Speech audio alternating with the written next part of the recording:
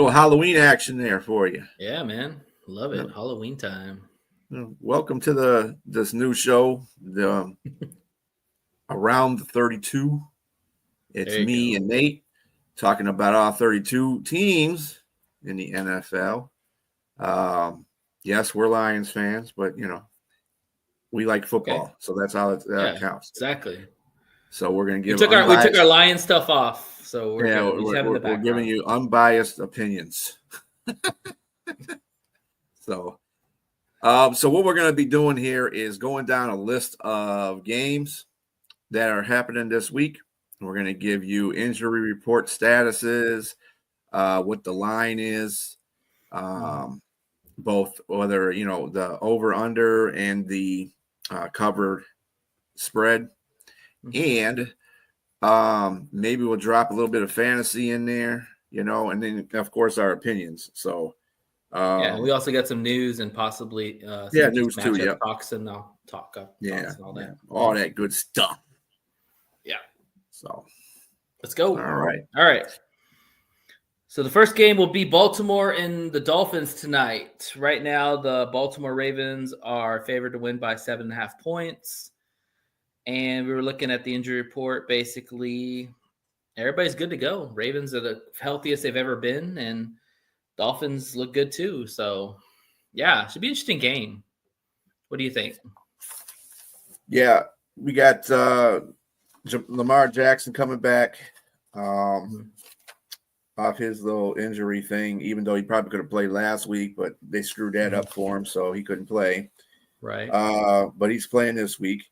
Tua Tagovailoa will continue to wear his visor against to protect his eye against the Ravens, to protect his eye because he still has that eye going on.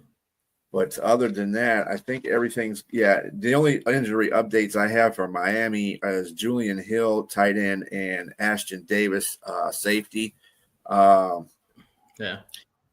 tight end thing, I think I think he's more like a blocking tight end anyway. So when just a guy. You say that there's really everybody is healthy, he's just the safety is more important because they don't really have any good safeties or defensive backs in the first place. So that might be more of an impact. But other than that, everybody else is.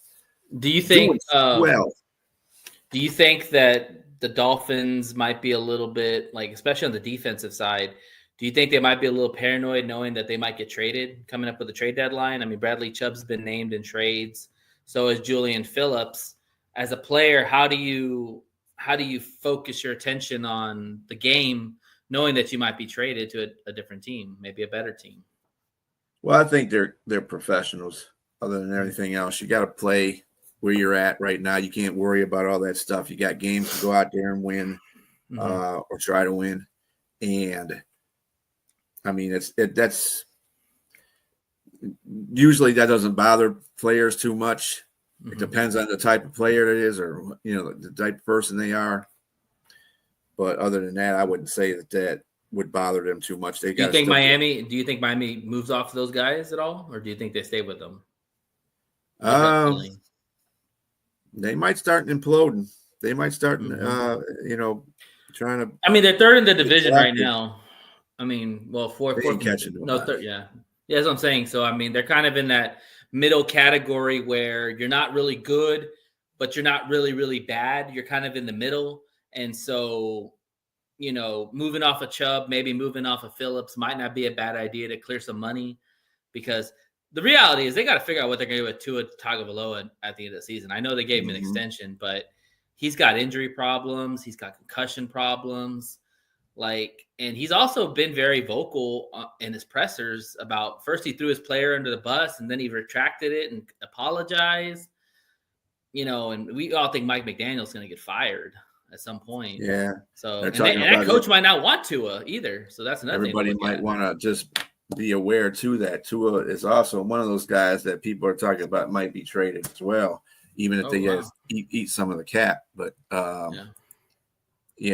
everybody's game at this time of the season. If your team's not doing well, right. On the other side, Derrick Henry played really well against the Bears last week. That was the best game he's had all year. The defense didn't look too bad. They put a lot of pressure on Caleb Williams. So I definitely would expect them to do that with Tua. Yeah, I mean, the defense is as good as it can be right now. I mean, they lost Matabike for the year, which sucked. I like Matabike.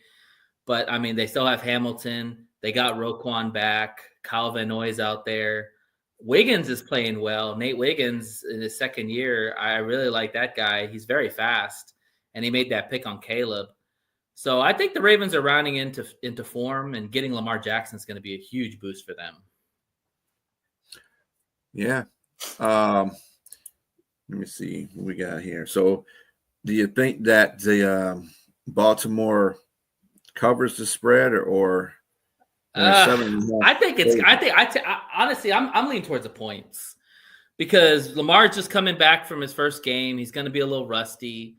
I think they're going to try to really shut down Derrick Henry. And Tua, if he's accurate, he can. What's up, J-Train? If Tua's accurate, he can pick apart that defense. Even though we talked about the defense rounding into shape, I still think that secondary is weak. And Jalen Waddle's been playing well too. So, and they got A-Chain. Don't forget about A-Chain, my boy A-Chain from A&M. He's been tearing it up too. So I think the Dolphins keep this game close, and it's at home too. And if they get waxed tonight, there's a good possibility that McDaniels is going to get fired. Oh, McDaniels will be gone the next day. He'll be gone like 2 hours after the game. Yeah, and they beat the Falcons. I mean, nobody saw that. They went to Atlanta. They whooped the crap out of the Falcons. So, I don't think the Falcons saw that. Yeah. But I would take the points, and the over right now is 51.5. So I think it's going to be a shootout. That's a high over. So I might take the over too on that. Shoot, both quarterbacks could just very well just go off in this game because neither defense really is that stout. Well, just like I said, most of the defensive players, except for the ones that are on IR for Baltimore, are playing, and they're going to turn that around eventually. Right. That defense, because there's too much talent on that defense for them to be that bad.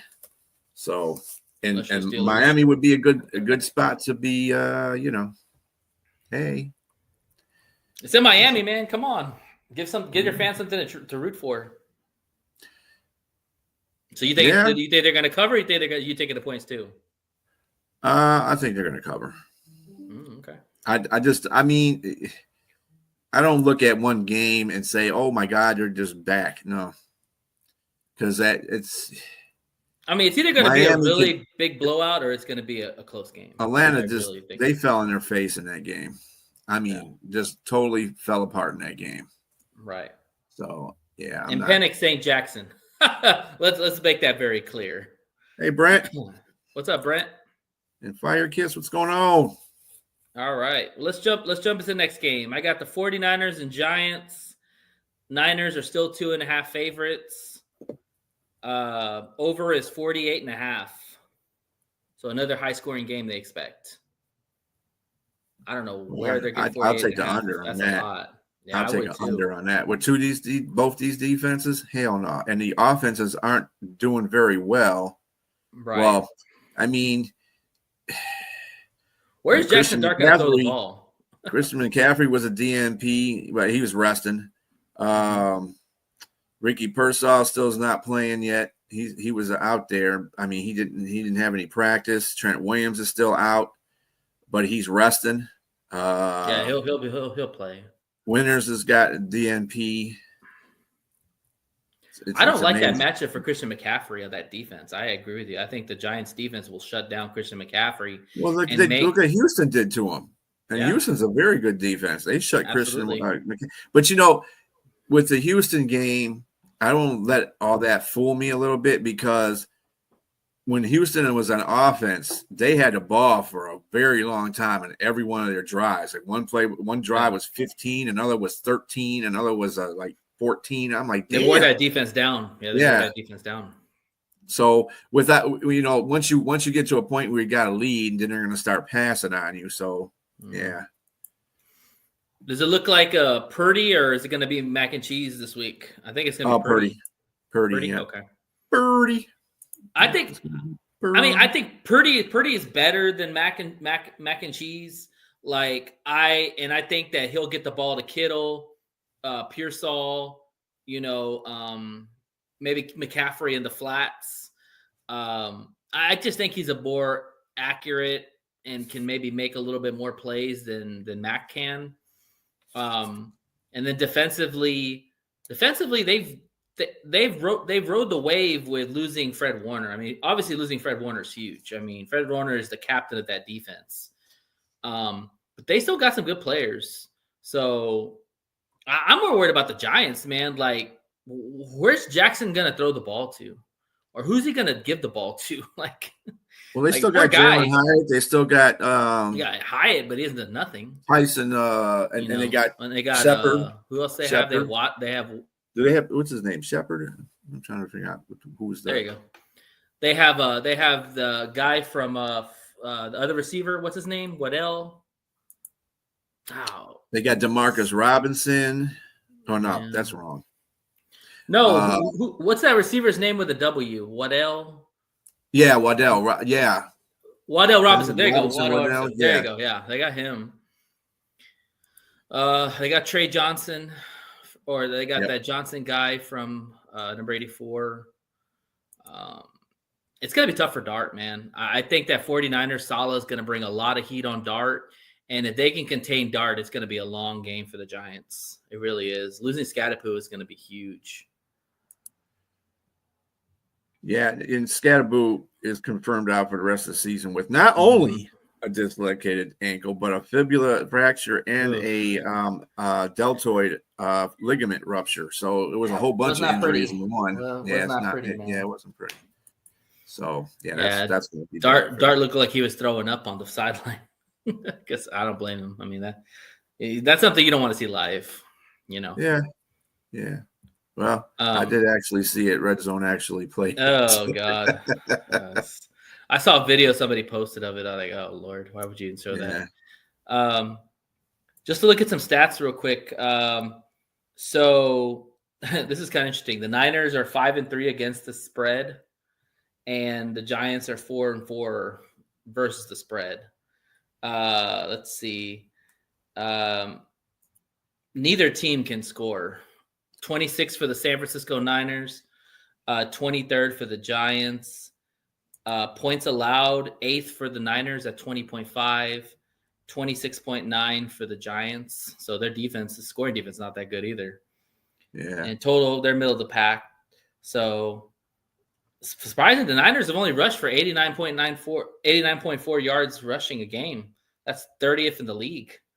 The Giants are 15th. So, yeah, it's an interesting game. I do think the Niners will cover on this. I just don't believe in Jackson Dart without his weapons. I mean, you lose Neighbors, you lose Scatapoo. I don't really like their running backs. I mean, Tyrone Tracy's probably going to be the featured back going forward for fantasy owners there. Receiver wise, shoot, I guess Wan'Dale Robinson's probably the guy that you probably would have to look at to get more targets. Well, they still.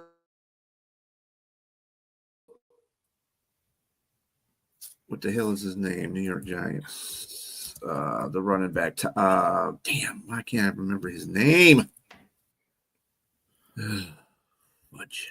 I'll find it here in a minute. Let's see. Are you talking about that rookie guy they had last year? No, not the rookie guy. Well, yeah, I think it's the rookie guy. Yeah. I think you're talking about. Yeah, I don't know the name. Come on. There we go. All right. So it's a running back. I mean, Tracy's probably going to get majority of the carries. Tyrone Tracy, yeah. And they got Devin Singletary still. That's right. They still got Singletary. That's another guy. Yeah. Yes. I'm glad you said that. So they'll be fine. Are they going to be able to put up points on that defense? That's my question to you. Well, Houston did it, and they had worse. They didn't have Nico Collins. That's fair. So but you still think the Niners are going to cover? No, I think the Giants are actually going to win that game. You think the Giants are going to win that game? Yeah. Wow. All right. I like it. Defense. That's bold. Defense wins games too. So I mean, both defenses are really good. You're absolutely right. I mean, it's going to be a slobber knocker. Like, I don't know why the over is so high on this game, because good luck, man. I think the first one to 20 wins. Yeah, the Giants are what are the Giants in? The 49ers are 22nd in overall defense. Mm-hmm. And the Giants are where the hell are the Giants at? Oh, they're 29th overall, but I don't think that's against the I think that's mostly because they have bad pass defense. Let's see. Mm-hmm. Where's passing defense for the Giants? Well, I know they were out some they're cornerbacks. 24th in the passing. They were out some cornerbacks, I think, the last game. So I don't know if they got those guys back or not. Actually, they're worse rushing. So I think whoever gets show up once in a while. I don't know. I think whoever gets the most pressure on their quarterback probably wins. You know, because both guys, I would probably give the Giants the nod in that case, because you've got Carter, you've got Burns, you've got Kayvon Thibodeau, like you've got a lot of dudes. You got Sexy Dexy inside. You've got a lot of guys that literally can get that at that quarterback. The Niners don't have Bosa, you know. Dexter Lawrence will be playing with some added energy, considering the first that Carl Banks went off on him on one of his podcasts. But you're not playing like Dexter Lawrence. Woo, you don't want to piss that guy off. And you know, when a alum from the Giants, you know, Banks is a linebacker that played for the Giants way back in the day for the one they won the Super Bowl, as a matter of fact, against Buffalo. Yeah, he out there, and Dexter Lawrence did not take that very well. He's like, well, Dexter Lawrence had over 10 sacks last year. This year, I think I don't know where his numbers are this year. Yeah, I don't understand. That's another thing. I don't understand where Carl was coming from, because I mean, he played well last year. Maybe this year he's coming off slow, but I mean, he's had a little bit of a drop off. You just can't blame one guy, and he's not going to get 10 sacks every season. I mean, very few people in history have done that. So. Yeah, just to see what his stats are for the season so far. Dexter has half a sack. Yeah. I can see what he's saying there. Yeah. No, wait a minute, no. Yeah, half a sack right now in the season. Yeah. So yeah, I mean, he says half a sack. If he had no sacks, I can see what he's saying there, but he expects more out of him, I guess, especially the money you're paying him. So, all right, more out of defense. Period. All the money that they put into that line. So that is very true. But I think their cornerbacks are banged up too. So I don't know if they're going to get their cornerbacks back, like Banks and Plott and all that. I think I don't know if they're going to play this week, because I know against the Eagles they weren't playing, and that's been a big issue with them. Oh, they didn't have Javon Holland either. Their safety. So, yeah. All right. Well, let's move on to the Bears in Cincinnati. So right now, the Bears are 2.5-point favorites. The over right now is showing, where was it? Oh, I just saw it. Oh, 51.5. So another high scoring game they expect. Now, this one's interesting. Flacco might not play. He's got some AC joint, so it could be Jake Browning, which we all know what Jake Browning is capable of doing. Yeah, him and let's see, Joe Flacco and Trey Hendrickson didn't practice. Flacco was dealing with an AC joint, as you said, sprain, while Hendrickson is still dealing with a hip injury. So they're both questionable against the Bears. And on top of that, the Bears just signed GJ. Yeah, I saw that. So, I mean, that'll help them out defensive back wise, because they're down some defensive backs. But yeah, I mean, I think I picked the Bears to win this game anyway, and I think the Bears have more defense than Bengals have. So, well, definitely if he plays, I would definitely give the Bears the nod for sure. Yeah. If Flacco plays, I like that matchup with their secondary still banged up with Chase and Higgins. I think that they give Flacco enough time that he can get the ball out to those dudes. The Bears are 3-4 against the spread, just so or when they're favored to win. So not a good sign. Bears are 15th in points per game at 24. Bengals are 21. Bears are 25th in points allowed at 26. Cincinnati's dead last at 31.6. Maybe that's why they feel like it's going to be a high scoring game. Rushing, Bears are 10th at 124 yards a game. Yep. And Bengals are dead last or second to dead last at 82.9. But the Bears are number one in turnovers, which is going to be huge if Browning plays. I mean, obviously, being Lions fans, we want the Bengals to win, but if Browning's playing, I don't think that's going to happen. Do you feel that same way? Yeah, I don't think it's going to happen with Flacco half banged up. He was playing both those. And let me tell you something, when you get beat by the Jets, that's demoralizing right there. Expect a team that hasn't won a game and they came in there and beat your butt. Yeah. Well, we talked about how bad their defense is, especially with Trey being out. They're going to be, it's just as bad as Dallas's defense. They're not going to be able to stop people. They're 32nd overall. And then for the passing defense, they suck there too. They're 30th. Rushing defense, they're dead last, like you said. Scoring defense, last. Yeah. Chicago's got this one. I'm sorry. And Chicago's not the greatest in scoring defense, but you think Caleb will take advantage of that? Yeah, I would hope so. That's not very positive. I mean, it's whatever, Ben Johnson. I've heard somebody, a Chicago Bear fan, talking about Ben Johnson needs to get his stuff together in the red zone because they've been horrible in the red zone. Yeah. So, well, the problem is, and we know this being having Swift on our team, he's not a good red zone runner. Like he's a good runner to get in space. He's a good runner to get you like big screenplays. But he's not a goal-to-goal red zone runner. I mean, that's why Jamal Williams had 30 touchdowns that 1 year. Because Swift, you just don't trust inside because he's not an inside the tackles type of runner in the goal line. Right. They probably give Magungai or whatever that guy's name is probably more of the carries. But, yeah, I mean, the Bears, that's the biggest problem, seems like, is they just can't get in the red zone. Like, you watch that Ravens game, when they get into red zone, they just falter. Like, they get a false start. They get a negative run or something like that. I'm surprised. I don't know about you, but I'm surprised they don't use more Caleb in like read option situations in the red zone.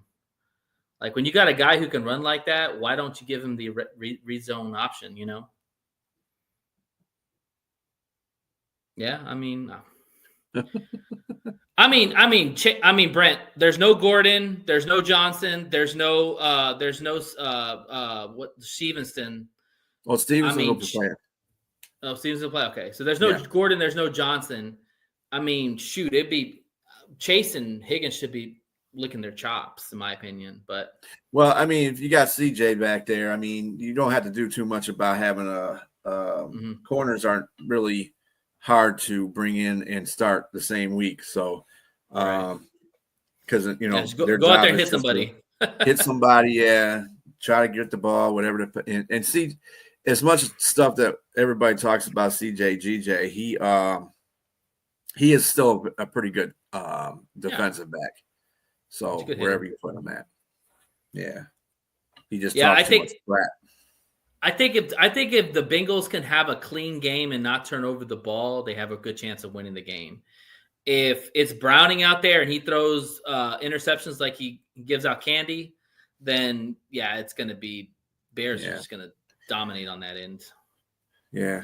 Well, and again, you're playing with Flacco will be playing half-ass because he's going to be still hurt. He's still hurt. He's still got that AC joint. So, and that's on his throwing arm. So, but Flacco's better than Browning healthy. Yeah. We'll see. That's all I got to say. All right, moving on to the next one. Denver versus Liz's Texans.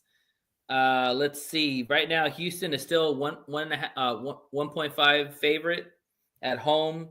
The total for the game is let's see, 39.5. So they expect kind of a low scoring game It's not surprising with two good defenses. Yeah. Let's see here. Texans, get this, are 1-6 when they're favored. Oh, that's not good. And I think their first one was yesterday, our last game. Right. Right. Um, Denver's in 10th in points. Houston's 19th. Denver's 5th in points allowed. Houston's 1st. So there you go. Defensive slobber knocker. Texans are first overall in defense. Broncos are 5th. Passing defense, the Texans are 4th. The Broncos are 7th. Rushing defense, the Texans are 5th. And the Broncos are 10th. And scoring defense, the Broncos are 5th. The Texans are 1st. So Texans defense is no joke. They got a really good defense. They're really better than Denver's, and a lot of people not give Houston that credit. They've been on a lot of games just because of their defense. So, Mims is going to be out for Denver. Of course, Patrick Surtain is not expected to be. He's not supposed to be placed on AIR. That's a good thing for him. The possibility he'll be back after the Broncos bye against the Commanders. So they'll be playing against the Commanders. But other than that, this is why I like Houston in this game. I think their defense is better. They're going to get more pressure on Bo Nix. Remember, Bo Nix is in his sophomore year. CJ Stroud at least is in his junior year, so he can, he played a heck of a game last week too. And against that defense, San Francisco, everybody, San Francisco's defense. Yeah, well, they didn't do nothing. They knew nothing. 15 drive. The line held up. No sacks. Yep, and a 13-play drive, and you can't do that against a defense that's supposed to be so good. So he did well in that game enough so they can win the game. Woody Marks is going to have to step up again. Nico Collins will be playing. They'll get a couple of their receivers back, so that's good for him. But they, like you said, they lost the guard for Howard, Houston. Howard, Tyson Howard. So that's going to be messed up for their offensive line, which is already decimated by injuries, and they just don't. I don't know what happened during the offseason. But anyway, if Houston can run the football, they have a chance. If they can't run the football, they are going to put pressure on Stroud like nobody's business. Because they lead the NFL in sacks. And then you talk about Denver too. It's kind of weird because Denver leads the NFL in sacks. They also lead the NFL in protecting their quarterback. He's only been sacked 13 times in a game. So that's interesting. Also, too, you talked about the receivers. So really, the starting receivers will be Jahdae Barron from Texas, the rookie, and that Moss guy that pretty much was getting holding calls the whole game. So, I think the Texan receivers, if they're physical at the line, they'll definitely be able to eat. I mean, with Nico, Hutchinson, Noel. Yeah. It's almost like this game is going to be almost like arbitration of who's going to be better, because first you got the stronger receivers on the weaker corners, but then at the same time you got that defensive line from Denver on a so-so offensive line on Houston. So it's like an offset in penalties, which way to go there. I have more faith against Houston's defense against offensive line for the Broncos. So that's why I give the edge to the Houston because of that. Yeah, and you flip the side, like the receivers for Denver, Sutton, Franklin. I don't know who else they have. Sutton and Franklin. I know those are the two guys that he really has to throw the ball to. And am I forgetting somebody? Sutton, Franklin. I know they have Ingram. Is there another receiver I'm missing? Anyways, Lassiter and Stingley. Stingley's going to lock up Sutton. More likely, he's going to take Sutton away. Franklin versus Lassiter is going to be fun to watch because Franklin's Petrie's really coming into his own. Who? Petrie, the safety. Oh, Petrie, okay. From Houston. So they're going to have a majority of their defensive backs out there. So that's going to be awesome. That's what I'm saying. So I'm giving the defense. I'm giving it to Houston as far as the winning edge is concerned because they have more of their defensive players out there, and their defensive stars, whereas the Broncos don't have that. With Surtain is like almost everything to that secondary. Sure. No, he's the captain of the defense. But on top of that, I want to throw in the aspect of the running game for the Broncos. J.K. Dobbins is fifth in top 5 in the NFL in rushing. And the guy that they drafted, RJ Harvey, had 3 touchdowns the last game. I think they're starting to work him into the offense more. So, again, I think whoever runs the football more consistently is probably going to win the game because the great way to stop a pass rush is to run the football. And so whoever can be successful running the football will win, more likely. I go like this. Houston, and they're in Houston, so they haven't changed venue. Mm-hmm. Sure. So they can't say if they go on the road, something could change. But they're at home. They stopped CMC. He only got like 25 yards. He didn't get nothing. But that was in you had to walk hand in hand with the offense. The offense had a couple of long drives in that game that just exhausted the defense. So they were able to do that, and that's why the defense was able to come because they all they had like 3 or 4 3-and-outs. San Francisco did. So that defense is not a joke. I'm just saying that defense. Both defenses are damn good. I mean, let's just be honest; they're both good. Yeah. Where's Houston ranked at in sacks? It's a good question. Because they might be like second or third. They're probably up there, probably top 10 maybe.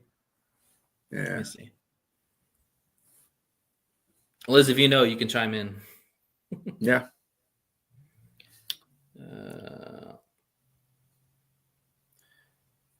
That's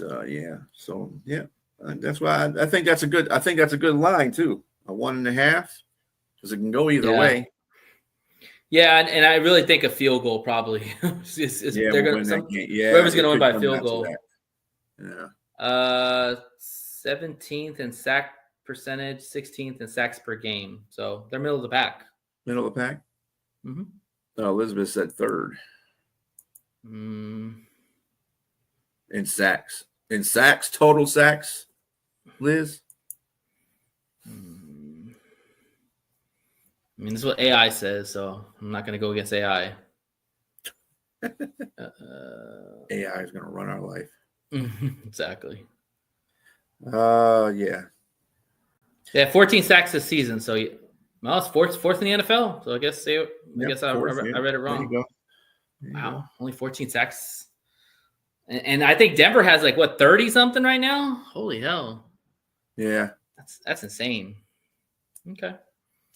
So Hunter and Anderson are going to have to definitely get at Bo Nix. Like I said, Bo Nix has not been sacked a lot, and Stroud has been sacked a lot. So that's another matchup too. Is what quarterback are you going to be able to keep clean in the whole game? Well, like I said, the running game is probably going to be edged out anyway. Bo's going to probably have to win it on his arm because I think you're going to stop the run pretty well. But that's why they play the game. Exactly. On that note, let's go to the Chargers and Titans. Right now, the Chargers are 9.5 favorites on the road.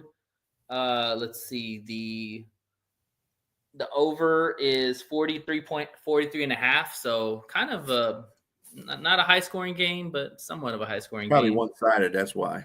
Yeah, probably. I mean, 9.5. That's a lot of points. The Chargers are 5-3 versus. I'm sorry, 3-5 versus the spread. So when they're favored to win, they're not that good. So there you go, right there. What's Tennessee? Tennessee is 4-4, so 50-50. That's when they have that's against the spread. Against the spread. Mm-hmm. Yeah. So go ahead. Yeah, the Titans aren't winning that game. Yeah, so Chargers are 16th in scoring at 23.5. Tennessee is dead last to 13.8. Points allowed, Chargers are 12th at 21.6. Tennessee's 28.8. That's 29th in the NFL. 4th in pass, 12th in rush. Neither team's good at turnovers. So yeah, I mean, for offensive defensive side, Chargers have really got a huge advantage over the Titans. Yeah, and Khalil Mack makes a lot of difference because once he came back in the last game, they played he's extraordinarily huge. well in the Yeah. defense. So, And that's Herbert looked another good. piece.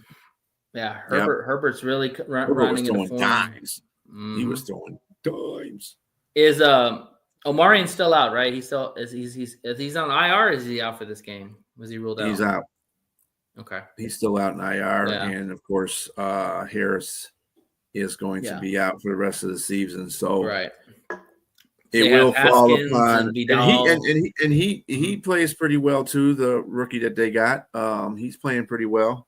So I know because I got him on my fantasy team. Yeah, Vidal is a guy to keep Vidal. an eye out. He had a really good game against a good Vikings defense. At least we thought it was. To get like a couple of touchdowns and over 100 yards. So definitely expect him to eat. I tried to pick him up on fantasy too, and yeah, he was already gone. The Vultures got him. Talk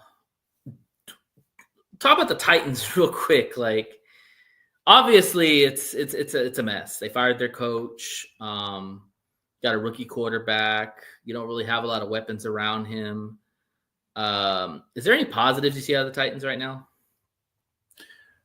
No. No.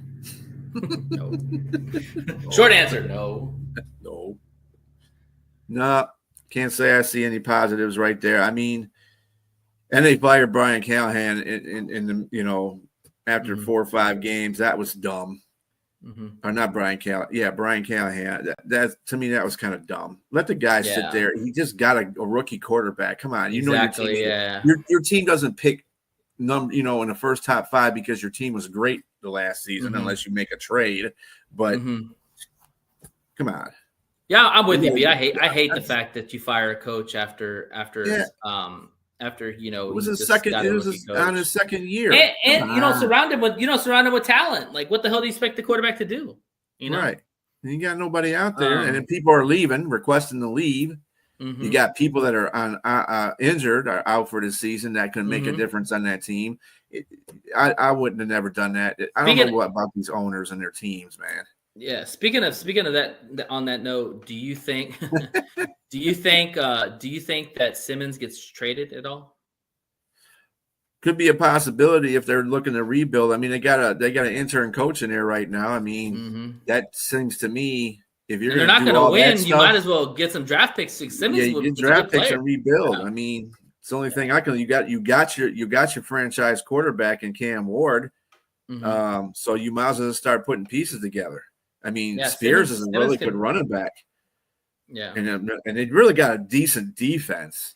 It's not been showing up because they've been down a lot, but their defense is pretty good. I mean, it's fallible, but they just need to. I don't know, man. When you're scoring 14 points a game and you're giving up 30 points a game, that just tells you right there you're not going to win. You need to get offensive people.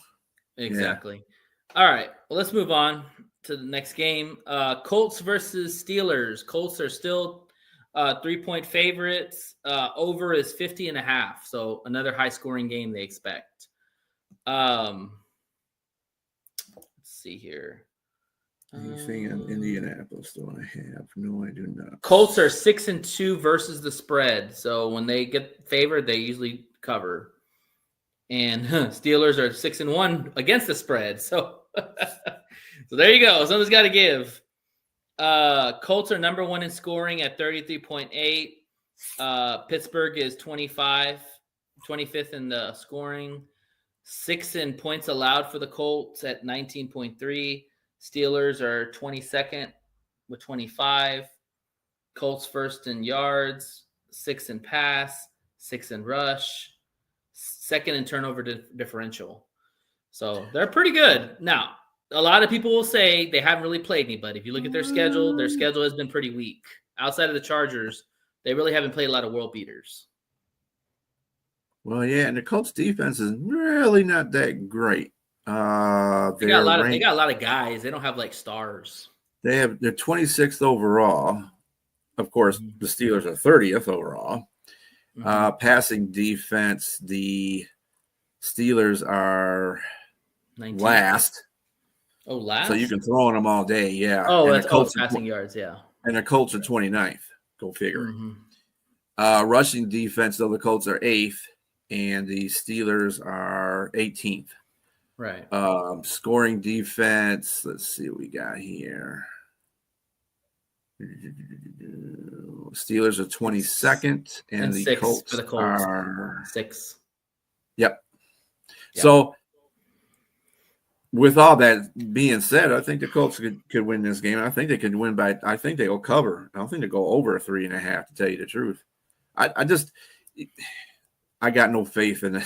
I got no faith in Pittsburgh's secondary. I'm with you, but the thing is that the Steelers have to win this game because Lamar wins tonight, and you look at Lamar's schedule, it's more favorable than the Steelers is.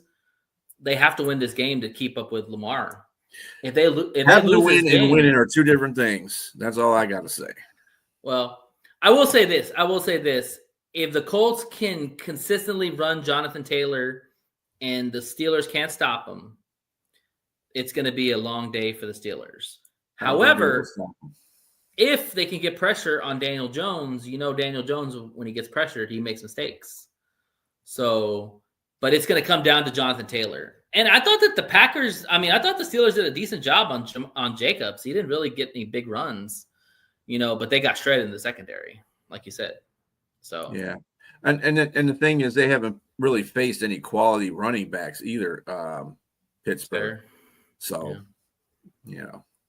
But I'm not scared about the receivers that the Colts have. I mean, Pittman's not a bad receiver.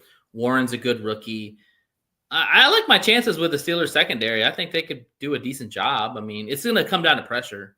If they can stop Jonathan Taylor and they can get pressure on Daniel Jones, they have a chance. I'm not buying that either. I don't think they're going to do a very good job. They played against receivers that weren't really that good in the Packers. I mean, they're all number 2s. There's no number 1 out there for the Packers. But you have clear-cut number 1s and 2s on Indianapolis. As Pittman is a number 1. And then you got Josh Downs. You got the rookie who can't hold on to the ball, but he's Mitchell. He's a good one. Yep. Yeah, I mean, they got good play. And then they got Ty Warren. Who's going to cover Ty Warren? Nobody. Not on Pittsburgh. So yeah, that's going to be a tough matchup. Mm-hmm. Well, we'll have to see what happens there. I mean, I think it'll be a pretty good game. I think the Steelers will hang in there. My thing is, can Daniel Jones, if the game's tight, can Daniel Jones win the game for them?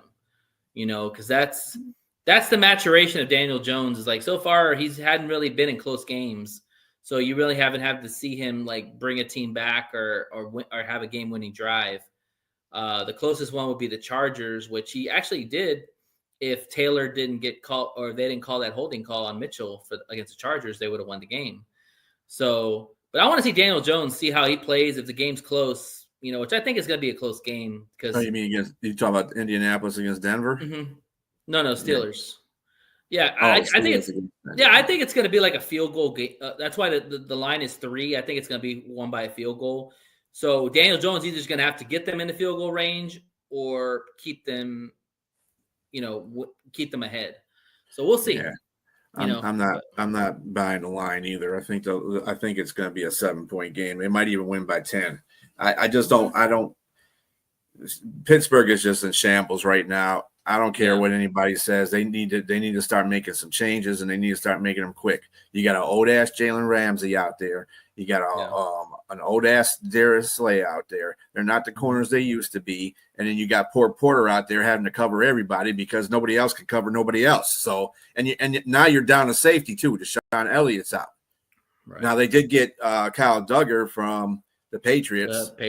So in exchange for a 2026 6th-round draft pick, but I don't know if Kyle Duggar's going to be able. He's a good safety.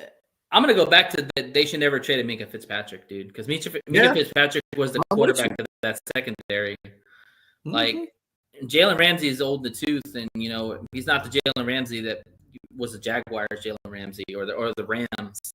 Like, every player has their limitations as they get older, but Minkah Fitzpatrick was the guy in the backfield. I don't know why they made that trade. But I will say this, that where's TJ Watt? Like, you paid him a lot of money, like, and dude needs to show up. Where's the whole you know, defense like, at? You paid that whole well, defense. but especially TJ Watt. TJ Watt is the defense. That whole defense is expensive. It's the most most expensive defense in the NFL, and they're not showing up. So right.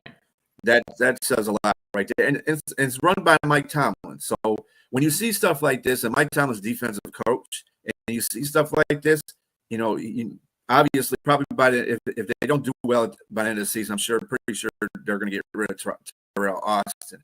If Tomlinson doesn't walk, he might be on that cut and block too. They might ask him to just leave. The Rooney's got so much patience. They're so loyal. The thing that's been keeping Tomlin there is that he's had a winning season every time he's been there. So and like the Packers, they've only had 3 coaches in their whole franchise. Cowher, Super Bowl era, yeah. Cowher, Tomlin, and who was the other guy? One that won the Chuck Noll. There you go, Chuck Noll. Yeah, so three coaches. So yeah, they don't move on. They don't move on for coaches very quickly. Yeah. So we'll see what happens. All right, Falcons and Patriots. Right now, the Patriots are 5.5-point favorites at home. The over/under is 44.5. So again, one of those middle road games. I think it could be a little high scoring, maybe not too high scoring. Let's see. Falcons are 3-4 versus the spread. The Patriots are 3-5 against when they're favored on the spread. So interesting. 28th in points, 8th in points for the Patriots, 13th in points allowed for the Falcons, 4th for New England. Wow. I know their defense was that good. Scoring defense, at least. Yeah. Yeah, total defense, second for the Falcons. I don't know how they continue to be high up there in the total defense when they've been playing crappy football. And the Patriots are 9th in total defense. Passing defense, the Falcons are 1st. Go figure. I don't know that one either. Wow, really? So the Patriots are 4th Patriots are 4th in scoring defense. So, and then the Patriots are 19th against the pass. Patriots are 2nd against the run, though. Yeah. And the staple of Falcons. Where are the Falcons at? They should be up here a little bit. Falcons are 21st against the run. So, and who's going to be quarterback for the Falcons this week? Is Penix back, or is it going to be Kirk Cousins? Well, Penix is day to day with a bone bruise. He says he feels better, and he's been at practice, although in a limited status. Also, Drake London also had limited practice, but he's supposed to be back in the game for this Sunday. And they're both questionable, but I'm pretty sure they're both going to play. If they're questionable, they're going to play. We already know that. Javon Walker was at practice today too. That's going to give them a boost on there. When Javon Walker was on that defense, they played a lot better. So if he's able to play Sunday, that might give him a little bit more of a chance to get that win. It's just that you can't. It's a coaching thing to me, because you go to Carolina and you get shut out. Come on, you got Bijan Robinson, Penix, Drake London. Yeah, it's no excuse. The Pitts, you got too much, and they're supposed to have a pretty good offensive line. So what's the problem? And then you lose to Miami at home.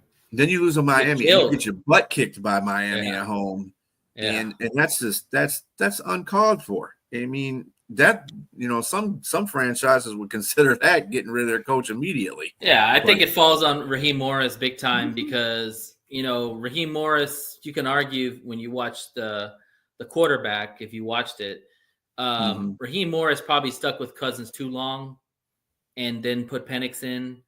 And then, even Penix didn't really dominate, and he just went with Penix instead of coming back to Kirk. So, that whole quarterback situation is really looking bad on him because really he's got nobody right now. I mean, Penix is okay. He's not a great quarterback, and Kirk Cousins looks like he needs to retire. So it's an ugly situation with the Falcons. I mean, it sucks because they got Bijan Robinson, who's like one of the top running backs in the NFL, and you've got Drake London, who's a good young receiver, and they're finally getting Kyle Pitts the ball. My God, it's about time Kyle Pitts gets any choices. I'd say Raheem Morris is in the same situation as Mike Tomlin is. I mean, he's a defensive coach, but their defense is statistically good. Yeah. But when they need to be playing games, they don't show up. It's weird. This is why it baffles me to see them this high in the defensive rankings as they are. But then when you see them on the field, it's like, what the hell?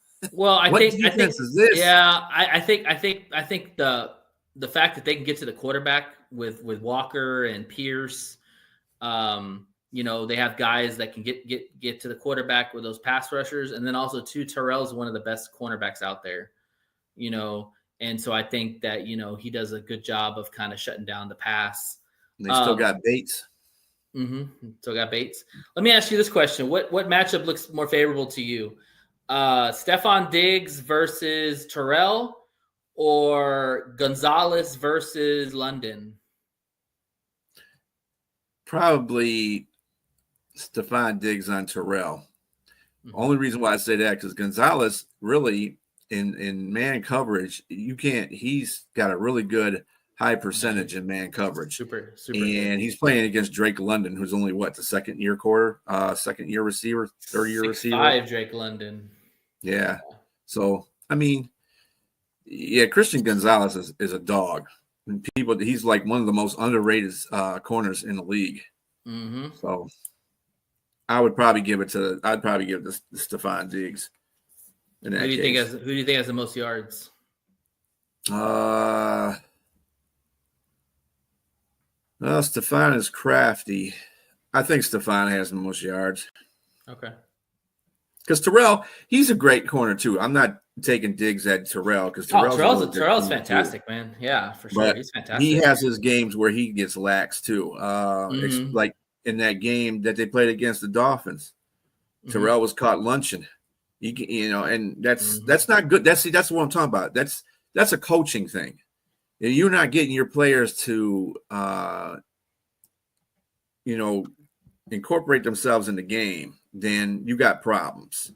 Do you think that the players are slowly kind of giving up on Morris, or do you think they keep losing the way they're losing? They're going to end up losing that confidence, and that's going to end up breaking up that locker room. So you're going to have your guys that are for Morris, and then you have your guys that are against him. I would think at this point right now, Bijan's one of those guys against him because they don't run him enough. They need to run him more. Yeah, I think this Falcons team has really underachieved a lot throughout the Morris era. I mean, remember he had that issue with Arthur Smith, how he wouldn't play Bijan Robinson either. And when Bijan's a talent like that, you've got to get him in space. You got to get him out there in flats and utilize him in every aspect. And it's really crazy how they don't. He's one of your best players, arguably one of the best players in the NFL, and you don't even use him. That's not good. Right. So, all right, moving on. Panthers versus the Packers. Packers are a 13.5-point favorite at home.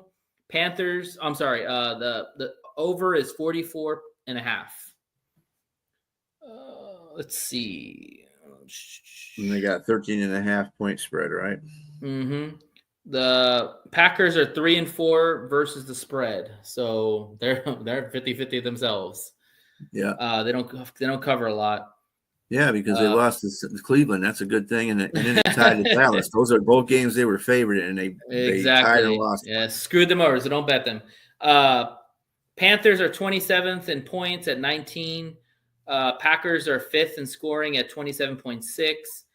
Panthers are 20th in points allowed at 24. Green Bay is 10th in points allowed at 21.4. And neither team takes the ball away either, surprisingly. Yeah, not so much for the Panthers, but. And I'm assuming Bryce Young's going to play this game, right? He listed. Yeah, Bryce Young. Bryce Young was a full participant yesterday and today. Okay, so he's gonna play. And is on track to play against the Packers, so he'll be playing. Okay. So Green Bay is 6th overall defense with the Panthers 11th. Against the pass, surprisingly, Panthers are 10th and the Packers are 15th. Mm-hmm. I don't know about surprisingly. I think they have one good player on the back end for the Panthers, and that's Horn. Mm-hmm. Rushing defense, and you really can't. Well, I mean, besides the safeties on Green Bay, but they're in the back end of the coverage. Right. Really ain't got nobody. Yeah. The Packers are 30 in rushing defense. So that's going to match up well with the Panthers because I think they're pretty high up there against running the ball. Dabble and Chuba, yeah. And let's see, the Panthers are 16th against the rush, so that bodes well for Jacobs. Mm-hmm. And their scoring defenses are I think the only way the Panthers have a chance of winning this game is they have to play mistake-free football for sure, and they have to be able to run the football. Mm-hmm. They have to go on long drives and wear that defense out, wear out Micah Parsons, so you take away the pass rush. And they can because they have two good running backs in Dowdle and they have in Chuba Hubbard. Now, the thing is, with Green Bay, I like Green Bay's linebackers. I like Edgerrin Cooper. Of course, he's an Aggie, gig him.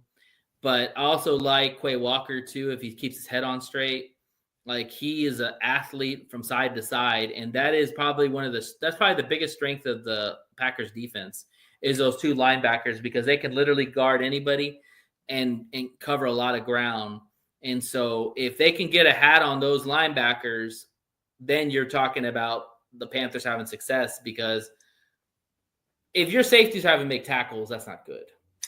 I'm going to tell you what, if I was an offensive coordinator for the Panthers, anytime I saw Micah Parsons lining up in the middle, because they shift him all over the place, lining up in the middle, I'd call a run right at him because he can't stop the run that way, and everybody knows that. He's more of a pass rusher. That's his job. Right. Yeah, he's not going to be stopping the run. That's not his job. Some players are good at it. Somebody, and I was one of those people that felt to that because I wasn't very impressed with him at all. But then he's a pass rusher. That's what he gets paid to do, and he does a very good job at that. Let's not. Well, he's one of the top pass rushers out there for sure. Yep, Absolutely. He won Player of the Month, by the way, NFL Player of the Month. So Defensive Player of the Month for the NFC. So he's good enough to be in that category. So, but when you see him running, lining up in the middle against your offense, run at him, change that call to a run real quick. I like how you said that because I also think too, like if you see him lining up right in the A gaps or the B gaps, screenplay, like wear him out, or stuff like that. Because with a good pass rusher, you either want to chip him or you want to make him run, to wear him out so he doesn't have that kind of extra burst. Yeah. I think what helps the Panthers in this game is since Dalton's not going to play, which is good, it's going to be Young. Young has the ability to get around and escape the pocket. And that's one thing that Green Bay hasn't really had a lot of people to deal with that. Like you look at all the quarterbacks, even Jacoby Brissett wasn't that fast of a runner. Bryce Young's has more little speed than Brissett does. So it's just going to be a matter if they can just run the football, whether it's Young, whether it's Dowdle, whether it's Chuba. That's the only way they have a chance. Right. If they can't run the football, they're screwed. Yeah, because I mean their receiving core is I mean Texas is doing a good job, but Xavier McKinney is still Xavier Legette. He's still a project. So Hunter Renfrow. And they don't really have a really good tight end either. So they they definitely got to set that screen up so they can get some runs off of that, and then they have to they're a run-based offense. They live off running the football. They did that with the Cowboys, Yeah.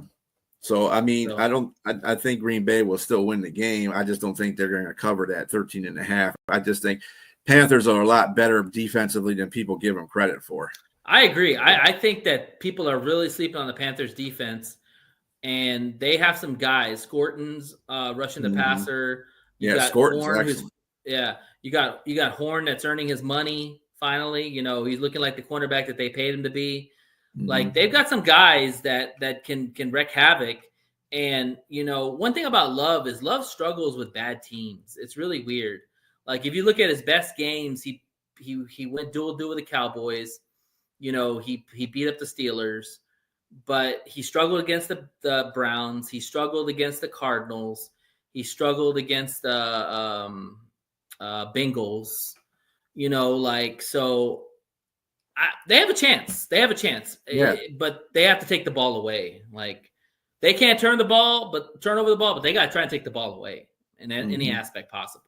Yep. And run the football. So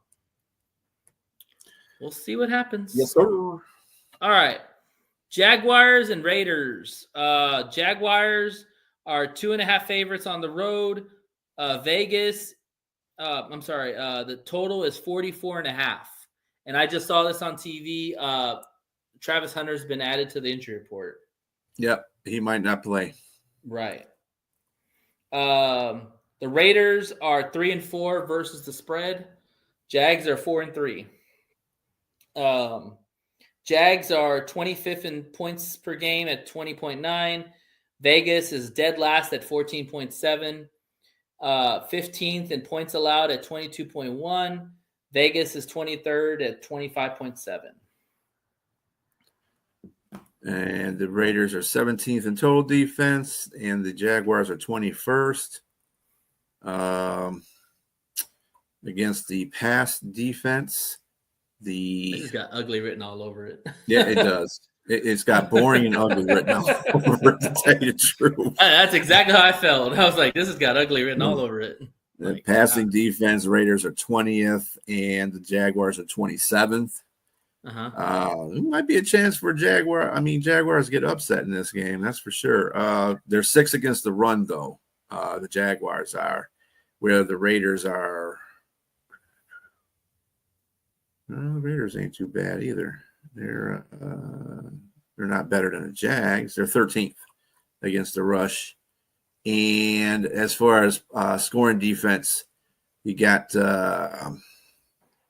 Jags are 15th and the Raiders are 23rd. Yeah. So this comes down to this is going to be one of those games. This is another one of those games you don't want to touch, really, because it could go either way. It can. Yeah, Jacksonville hasn't sold me on anything they're doing either. Right. The Raiders are pretty bad, but they haven't. At least I know they're bad. Jacksonville keeps playing that Jekyll and Hyde on you, and I don't. I don't like that. I still don't trust Trevor Lawrence. Yeah. Their running game is and their passing game. Where's Brian Thomas at? Brian Thomas needs to sew his butt up. And in fact, they might not even have Travis Hunter. Not that he's been doing that much, but anything helps you when you're playing. Sure. So you don't want Brandon Thomas getting double teamed all the time. You want to have that exactly. Side. They also have Jacoby Myers. Or no, that's on Oakland. Never mind. And I think that also our guy Patrick is also had limited playing time too. Oh yeah, Timmy Patrick. Yeah, he might get a little bit of role now because of Hunter being out. Yeah.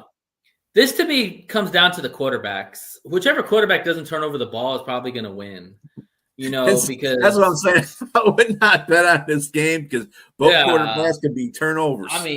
Geno Smith has just been a turnover machine. Probably, I think he leads the NFL in turnovers. Trevor Lawrence has had his moments where he's looked really bad at times. Brent is sticking with this. Brent has been on this. Packers is going to get beat. I don't know about the overrated part. I think you got to give credit where credit's due. Love is showing that he's starting to come around. I got to see him win some big games in the playoffs to really get him to that next level. But back to the game. Yeah, I think whichever quarterback doesn't turn over the ball probably will win. Both defenses are okay. I think the Jaguars defense is a little bit better, and they're aggressive. Is Lloyd playing? Because Lloyd was leading the NFL in interceptions. He's playing. I got him on so mine. that's a big comeback because he wasn't playing. I don't know if he played the last game or the game before that, but he was out, and so that's a big boost for their defense. And then they got Akolakun or whatever they call his name, Akolakon. I like him too. Oh yeah, that guy used to lead the league in tackles. Yeah. Yeah, and then they got that trade. Newson's now their cornerback. They traded Campbell away. So, yeah, I think if Jacksonville can get pressure on Geno and force him to turn over the ball, Jacksonville will win. If Geno can play a clean game and get Genty going, then they have a chance. And just remember that the Raiders still have Max Crosby. Now, I don't know if I didn't see any injury report for him because I know he was injured. I think he is coming back in this game. Yeah. So that'll be good for them. What about Bowers? Is Bowers back yet? Bowers was a full participant at Raiders. He has a good chance to play against the Jags. Okay, so Bowers is back too. So that's good news for Geno because you don't have to throw the ball downfield. You just check it to Bowers. Short passes, and let him run all the way through. And get Genty the ball. Yeah. So I think this is going to be a win for Vegas, man. I think that being at home, Vegas needs a good win, and I think that they're going to get it with this is a very hard game to pick on, but I just think that like I said, I don't trust Jacksonville. Jacksonville might have a good record, but they haven't played very many good teams either. So that's true. We'll see. Yeah. All right, let's move on to the Saints and Rams. You're not talking about the other 1 o'clock game? The what? You're not talking. You didn't do all the 1 o'clock games. You forgot the game that Detroit and Minnesota. How dare me? How dare me, man? We already know what's going to happen, but let's talk about it. All right, Lions and Vikings. Lions are 8.5 favorites at home. The over is 48.5, which they expect probably a high-scoring game. Let's see. My Lions are 5-2 when they're favored to win, so that's good. Let's see. Vikings are 18th in scoring. Lions are 3rd in scoring at 30. Points allowed. Vikings are 19th at 23.1. Lions are 21.6, which is 11th. And turnover differential, the Lions are 5th in the NFL. Vikings, surprisingly, are 22 with all those turnovers that one game. What you say? Well, Brian Branch is going to return to practice. He's been on suspension, obviously. He apologized and states that Terry Arnold will be back, and he states he has another chip on his shoulder. Yeah, he got baptized too. Yeah, well, he needs to get baptized. Hey, man. He needs to get the demons out. A pissed off BB and motivated BB is what I want to see. Also, Aiden Hutchinson reached an agreement with the Lions on a 4-year, $180 million contract with $141 million guaranteed. So he'll be fresh off of getting paid. So that'll help him out a little bit. Hopefully, it'll motivate him to play even harder. How do you feel about that deal? Real quick, how do you feel about that? I think it's pretty good. It's a fair deal. I think it's a really good deal. He's the second most non-quarterback paid right now. So I think he deserved that. And he's the youngest, he's the youngest on that list. Like, Parsons is a little bit older than Hutchinson, and you know what? A lot of the naysayers will be like, okay, Parsons is better than Hutchinson. He might be a better sack guy, but if you ask me who's got an overall better player, it's Aiden. He can run. He can play the run well. He can rush the passer. He can force fumbles. Hell, he can even intercept the ball. Like Parsons is more of a one-trick pony where he could just rush the passer. Like you talked about. He's a hell of a trick pony, though. That's the point. Oh yeah. But Aiden Hutchinson is leading the league in pressures as well. He still has 7 sacks now? He still has 7 sacks? I think it's 6. 6? Because Parsons has 6.5. No, I thought he had 7, but anyway. Everybody's comparing Parsons to Hutchinson. I know all their stats. I mean, I really think that most of these players coming back. Rodriguez is coming back.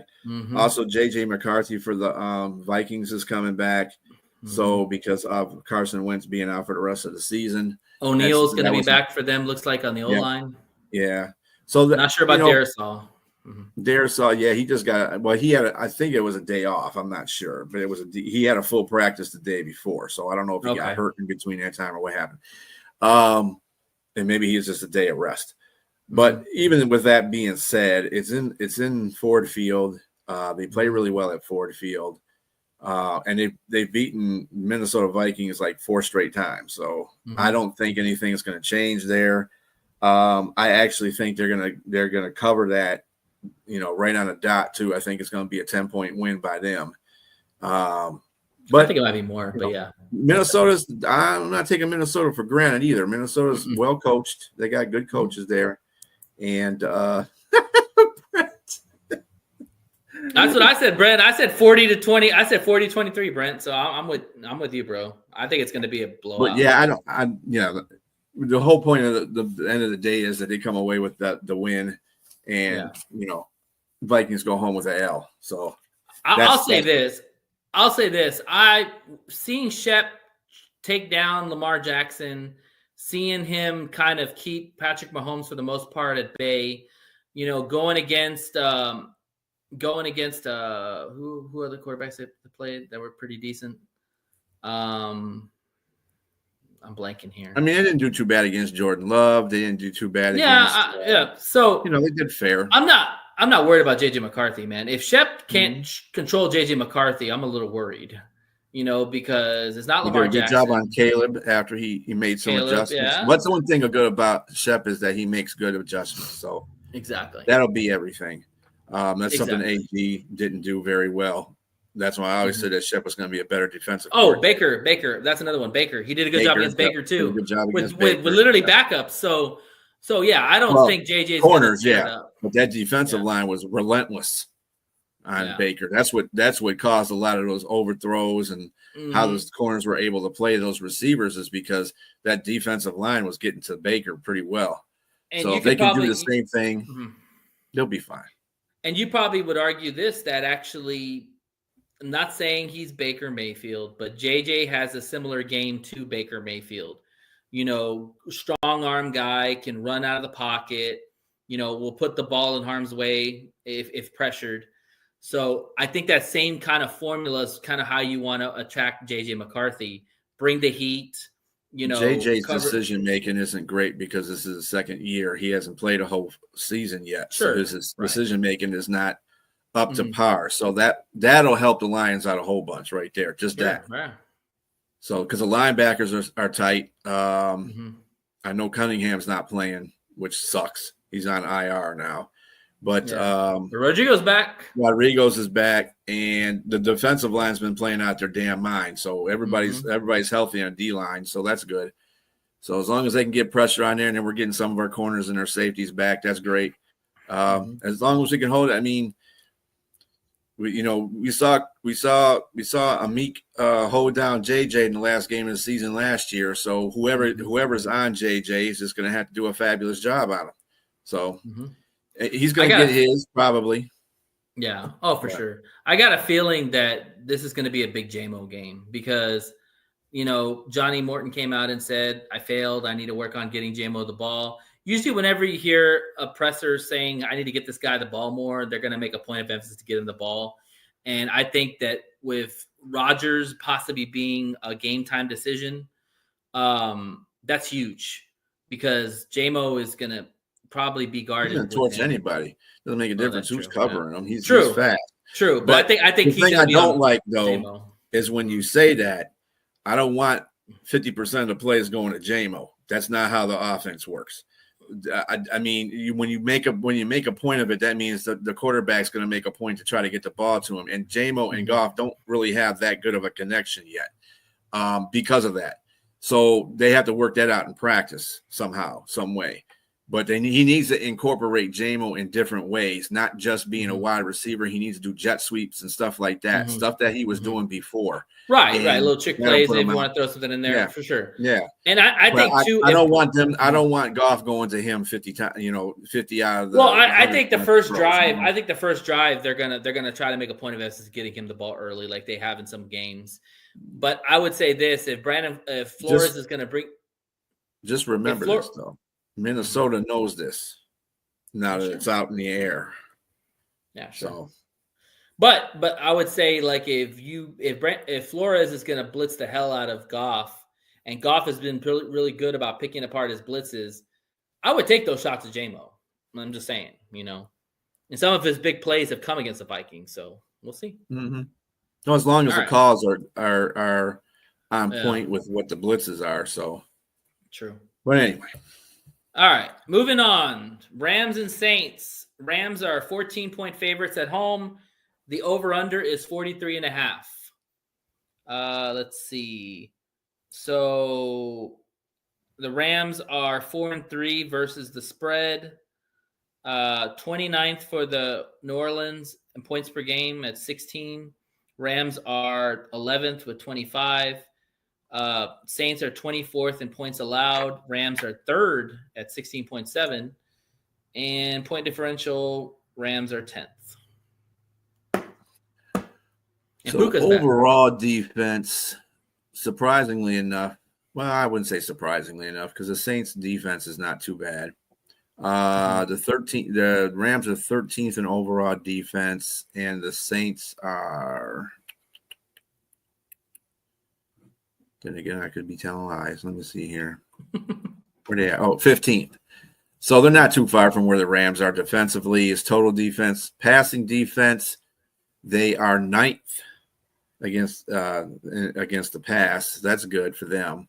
They do have pretty good pass defense. That's what keeps them in the game a lot of times too. Rams are 14th against the pass. In rushing defense, the Rams are 14th and the Saints are 20th. So you can run the ball on them. That's their Achilles heel there. And like you said, in the scoring defense, Rams are third and the Saints are way down here, 24th. So I'm still going to give it to the Rams because they're in LA. 14 and they're starting a rookie plus quarterback. Shuck is going to be their starting quarterback. Yeah, 14, but still 14 and a half is kind of a lot for that situation. I think the Saints will play pretty good defense. I just don't think that they're going to be able to keep up with the scoring for the Rams. As Stafford, if he starts balling out on them, it's going to be over real quick. But I don't see them winning by more than 14 and a half. I think they're going to probably keep that game to about a 10-point win. 13 point at the most, so I'm gonna take the Rams with the points because and then 43.5 ain't that many points to be scoring either. So no, and I think you said like one of the games is probably gonna be more one sided. I think that with Puka being out, Stafford developed a little bit more rapport with Devontae Adams, and so now he's got more trust in Devontae Adams, and of course he loves Puka, so. Yeah, it's going to be hard to stop that offense. And then Kyren Williams. At some point, Kyren Williams has got to get right. I know he's had some fumbles, and according to some people, McVay's lost a little confidence in Kyren because of the fumble issues. So they're relying more on the passing game. But I think Kyren Williams will be fine. This will be a good get-back game for him against the Saints. And that defense, man, Jared Verse and Fisk and Young, oh man, that D-line is just fun to watch, man. And they traded for a cornerback too. They got that guy from the Titans, I believe. Yeah, just a guy, but they need to. Darian Williams was out for the season. He didn't even make it to the season to be to play. And he's one of their better corners. And they got Curl and Kitchens and all that. They're young guys. So I don't know what they liked about this guy, but they brought him in. So I guess we'll see what happens. But yeah, that'll be a good game. But I mean, for the Rams, yeah, I don't know about poor James the Saints, man. I don't know about them right now. But they play good. They play with some heart, but then they just they're not winning. So. Yeah, for sure. All right. Chiefs and Bills. Chiefs are 1.5 favorites. Yeah, game of the week. 1.5 favorites on the road against the Bills. The over-under is 52.5. Let's see here. The Chiefs are 5-3 versus the spread. Chiefs are 7th in points. Buffalo is 4th in points. So high scoring game. Chiefs are 2nd in points allowed at 16.4. Buffalo is 9th at 20.9. Total defense, the Chiefs are 4th in total defense. Bills are 12th. Passing defense, the Bills are 2nd. Chiefs are 3rd. That's interesting. Chiefs are really good defensively. Rushing, and they really haven't played anybody either. That's another thing. The Lions are about the only person that people that they really had, and maybe the Chiefs. I mean, not the Chiefs, but the Chargers, and they lost to them.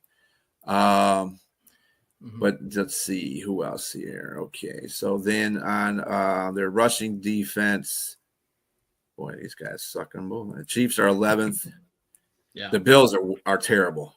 They're 31st against the run. If anybody has a get right game in here, it's Pacheco.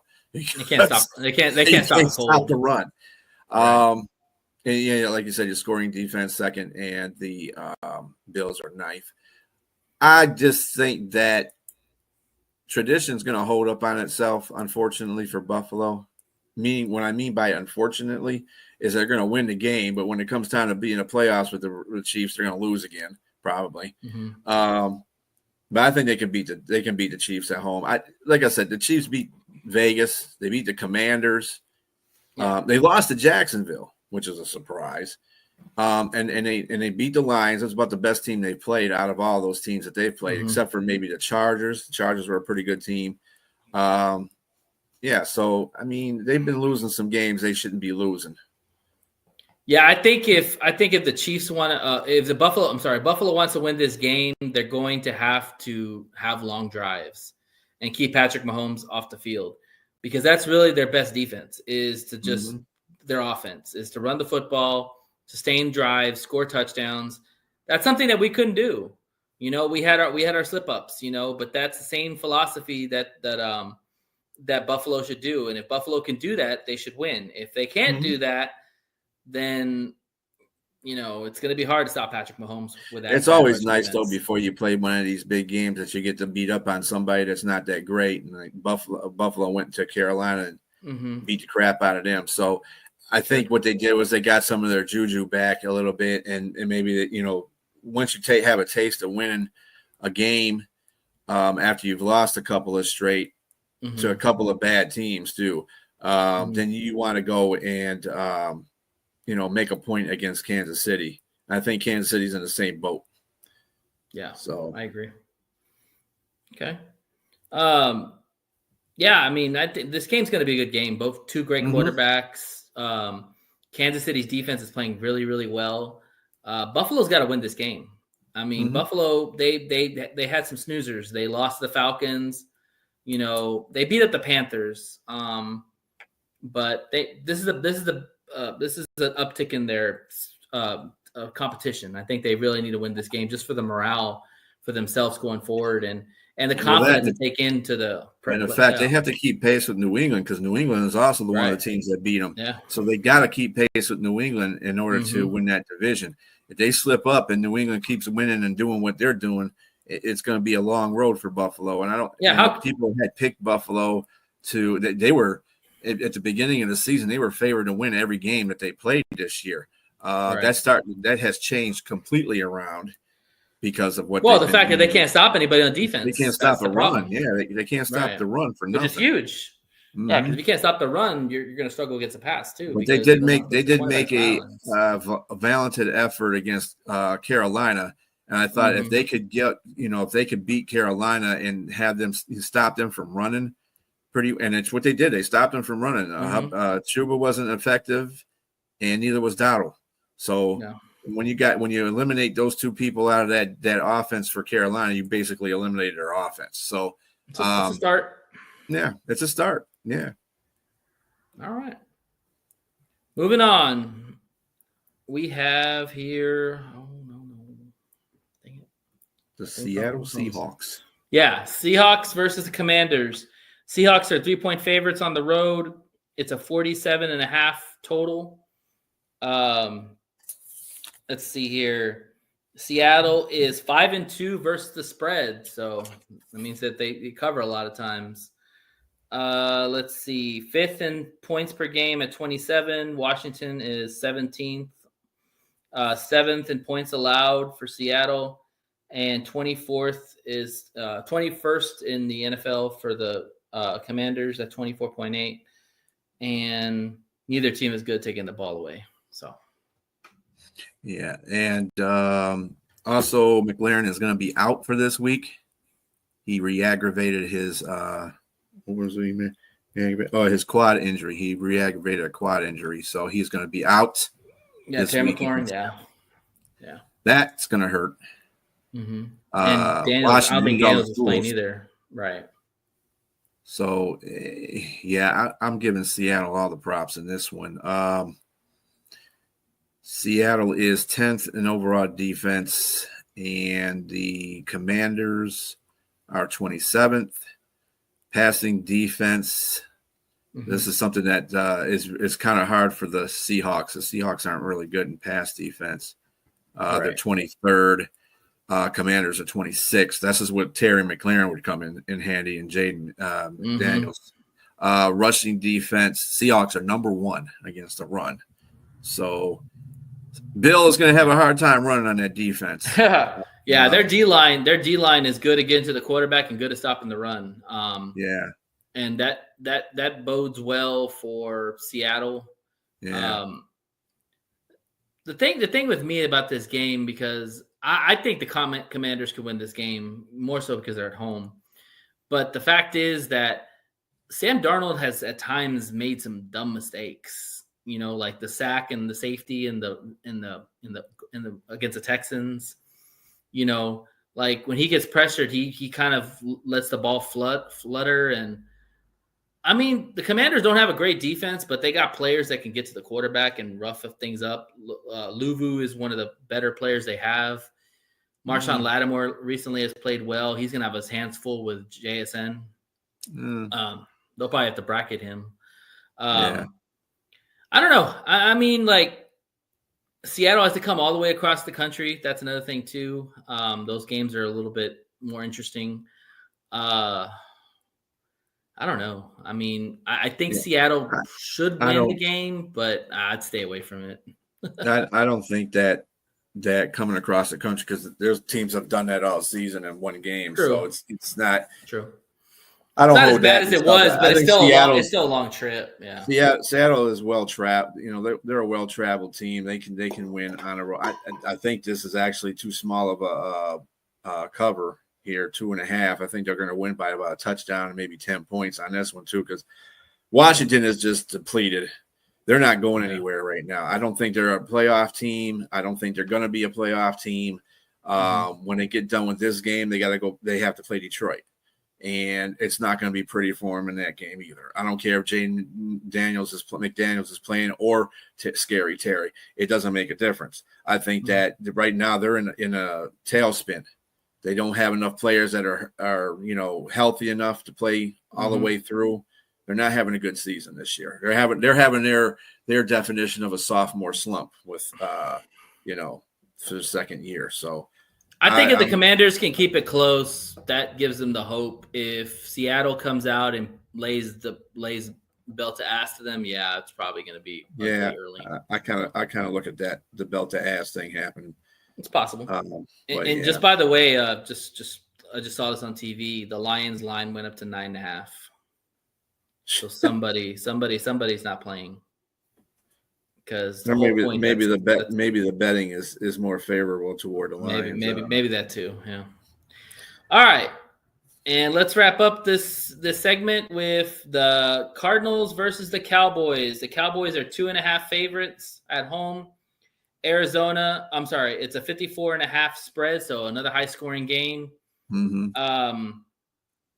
Let's see. Cardinals are 19th in scoring. What's up? I think the Keebler Elf is playing in this game too. Yeah, I just saw that too. Yeah, I think he's in. Cowboys are second in scoring at 30.8. Cardinals are 13th in points allowed with 22, and Cowboys are dead last at 31.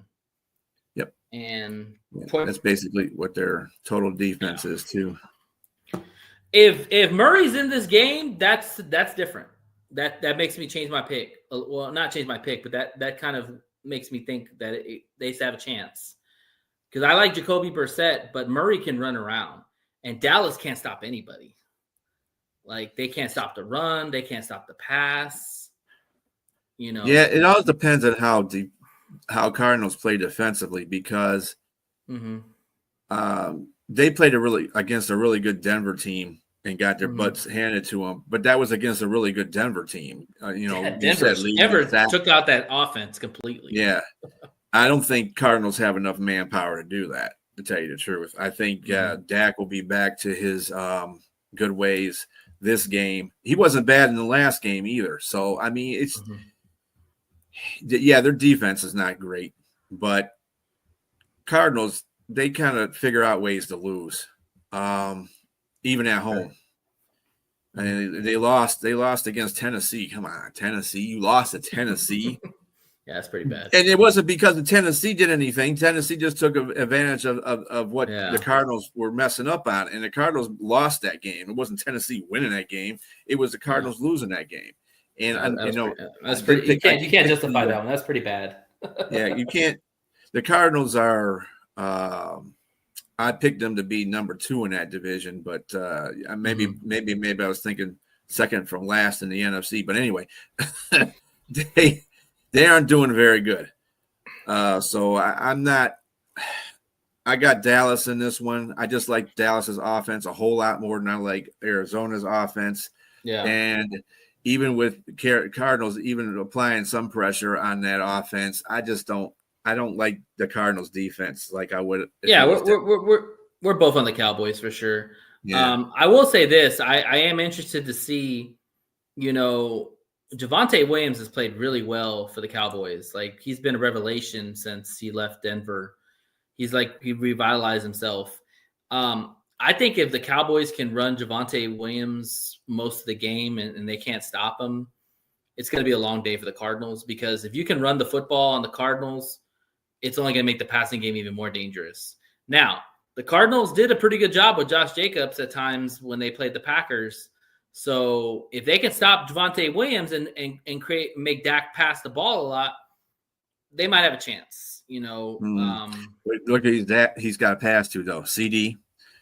Yeah, Pickens, and Ferguson. Everybody keeps forgetting about Ferguson. Ferguson's one of those good tight ends that are slowly creeping up. Ferguson's been playing his ass out too. Yeah, and their offensive line ain't too bad, but it's like I said, against a team like Denver, your offensive line will get exposed, and their running game wasn't too bad against Denver either, but it wasn't enough, and they couldn't keep Denver off They couldn't keep Denver off the field offensively, and that's where that killed them at, because the defense isn't very good.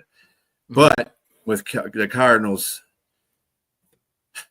I don't know what team is going to show up here. I don't think the very good one's going to show up in this game either. So that's why I got the Dallas 3 and 2.5. Yeah, I might go with that. Because they got one of the best kickers in the world. So in the league, it's a close game. You can 80-yarder and win the game. Exactly. That's why I think the line's close, and it might change now with Murray coming into the game, because this is probably before Brissett was named the quarterback. Murray's worth half a point, so this might drop to 2. Either way, I think it's one of those field goal games. Either way, it's going to be a high scoring game. I don't think the Cowboys will be able to stop the Cardinals consistently, unless Murray just decides to throw the ball up, and turn over the ball. Arizona's got to run the ball effectively too, and they don't have Connor. Yeah. They got. I don't think they have Benson. Benson's on an IR too. So yeah, they got Bam, and they got Bam. Yeah, they got that other guy. Well, what was his name? I forgot his name. It starts with D. DeMarco. Someone else. It's the guy they got from the Niners. Oh. Yeah. D-Car, I don't know, whatever. This is the point that we just don't know that. Yeah. It just shows you right there. Yeah. You're grasping at straws. But yeah, I think it'll be a high scoring game. It'll be a good Monday Night Football game for sure. And I think Murray's going to ball out. I think Murray, it's going to be a duel between Dak and Murray. I would give Dak the advantage because he's at home. and Dak has more weapons. I mean, he's got Mhm. DK. He's got Pickens. He's got Lamb. He's got Ferguson, like you said. Murray has Marvin Harrison, but that's pretty much it, consistently. So, he got McBride. McBride's a damn good tight end too. So we'll see. Should be fun. Yeah. And hopefully that, we try to keep it within an hour and a half, but obviously it's not an hour and a half, it's an hour and a half and 36 minutes. So, but whatever comes first, 8:15 or whenever we close out, that would be fine, because that's when the Thursday night game starts at 8:15. Yeah. So that'll align perfectly with you guys. And hopefully that we can we can streamline this a little bit and get you some fantasy player, things on there. So we'll work it all in there. Like I said, this is our first dry run with this show. Hopefully people enjoyed it. Go on, One Ass Cheek Three Toes, and subscribe so you can see this show as well. And just keep looking for us. We're going to be on every Thursday from 6:30 to 8 o'clock p.m. Eastern Standard Time. And we got it. Any words of wisdom there, Nate, before we go? Enjoy the game tonight, and we'll be back on next Thursday to talk more matchups for the week. But have a great football weekend and enjoy the games. Yep. Catch us on Tuesday too for One Ass Cheek Three Toes. Peace.